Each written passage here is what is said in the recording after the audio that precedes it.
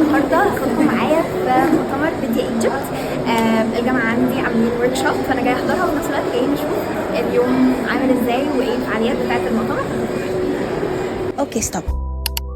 هاي، دي أنا اسمي أشرقت. في يوم 23/5 اللي فات كنت فاكرة إني رايحة أحضر يوم عادي جدا، مؤتمر مشارك فيه الجامعة وصحابي، فرايحة أحضره وأقضي وقت حلو وأعمل فلوج مع الناس اللي بحبها. بس في حاجة حصلت في اليوم غير متوقعة تماما.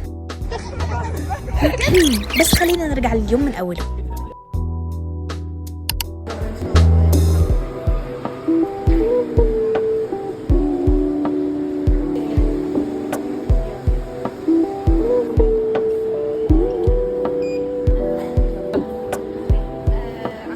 ده اللونج، في ناس هنا بتبيع كتب عن البيدياتريك او التشايلد هيلث. ده الانترنس.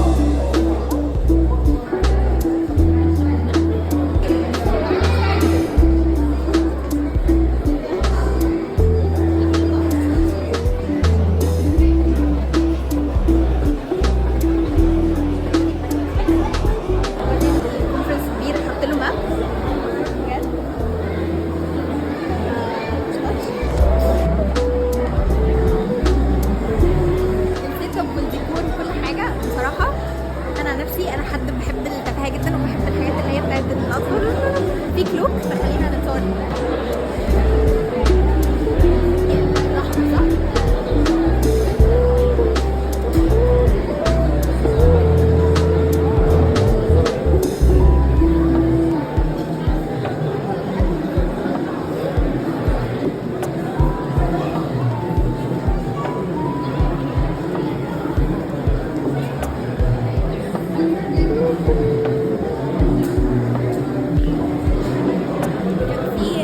كان في مسلسل كوري مش فاكره كان اسمه ايه، كان اسمه تقريبا هنارا سومانارا حاجه كده، كان كله ماجيك وكان بيلبس كلوب زي ده بالظبط.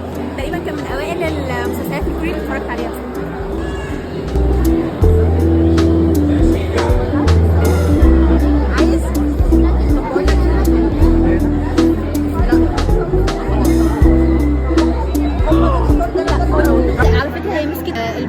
اعتقد هم دايما في كل الالعاب اللي زي كده بيديزاين الموضوع ده ان هو البتاع دي كانش حتى في الملاهي في اي حاجه.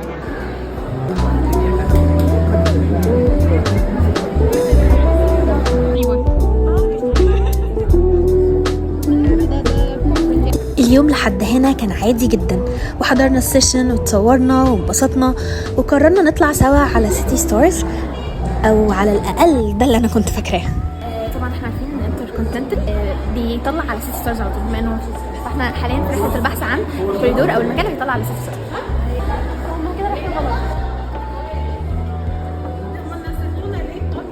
طبعا مش ده الباب اللي بيودي لسيتي، وحاولت اقول لهم بس محدش كان سامعني. الجو حر بصراحه وما كنتش فاهمه هم رايحين فين. افتكرتهم هيروحوا سيتي من بره، قلت ماشي رغم ان الجو حر. طب سيتي ستارز هتوهوني فعلا. بعدين لقيتهم ماشيين عكس اتجاه سيتي تماما، مش فاهمه ليه، لحد ما كانت المفاجاه.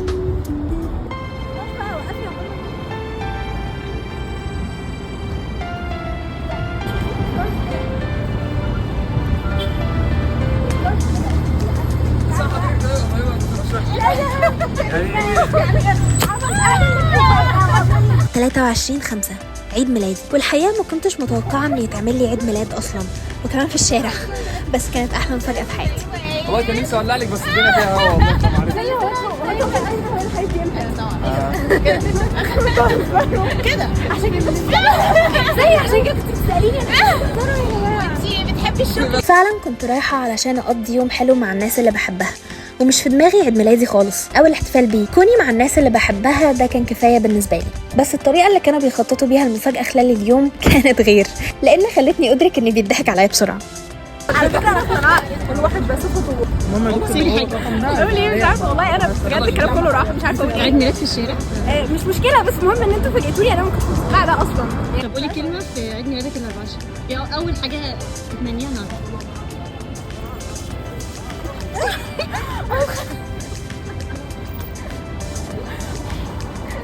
لسه موجود. اول امنيه تتمنيها بتاعت اول دقيقه في 24. قولي حاجه 24. اول حاجه في ال 24 اتمنى ان انا اعقل اكتر من كده. اوكي انا روحت، بس انا لحد دلوقتي مش مصدقه اللي حصل، لان انا اكتشفت ان انا شخص بيضحك عليه بسرعه جدا.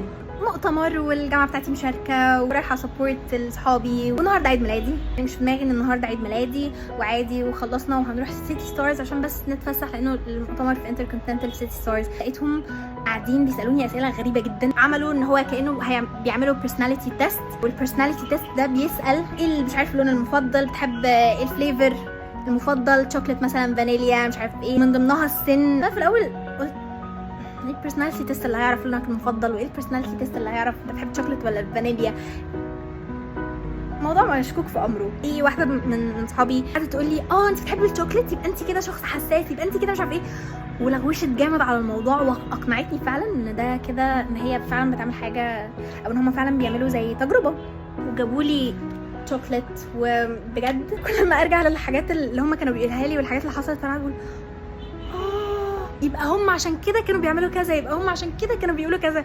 فانا اكتشفت ان انا حقيقي بيضحك عليا بسرعه قوي. لو حد عايز يعمل لي مفاجاه، يعمل لي اي حاجه بكلمه ولا باي حاجه هصدقه، ما بيبقاش عندي شك طالما هو الناس دي انا عارفاهم وهم اصحابي وانا واثقه فيهم، فخلاص انا اي حاجه بيقولها لي تمام، لان انا اوريدي اصلا عارفه الشخصيات دي فانا واثقه فيها. من احلى العيد ميلادات لانه كان مفاجاه، يعني معظم كل سنه بيبقى عيد ميلادي انا ببقى عارفه وانا اللي بجيب الكيك وبعزم صحابي وكده، ومتبقاش مفاجاه. انبسطنا، قضينا خروجه كانت حلوه قوي بجد. ممتنه جدا جدا لاصحابي دول، ممتنه جدا جدا لليوم.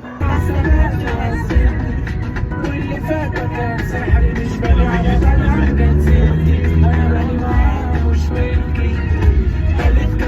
حبيت ادوكيومنت اليوم وانزله علشان كل سنه يجيلي، لان بحب ادوكيومنت الايام الحلوه في حياتي، وهحاول اعمل ده اكتر الفتره اللي جايه. شكرا انكم كنتوا معايا في الرحله دي، ول tomorrow that comes. شكرا جدا، اشوفكم في الفيديو اللي جاي. مع السلامه.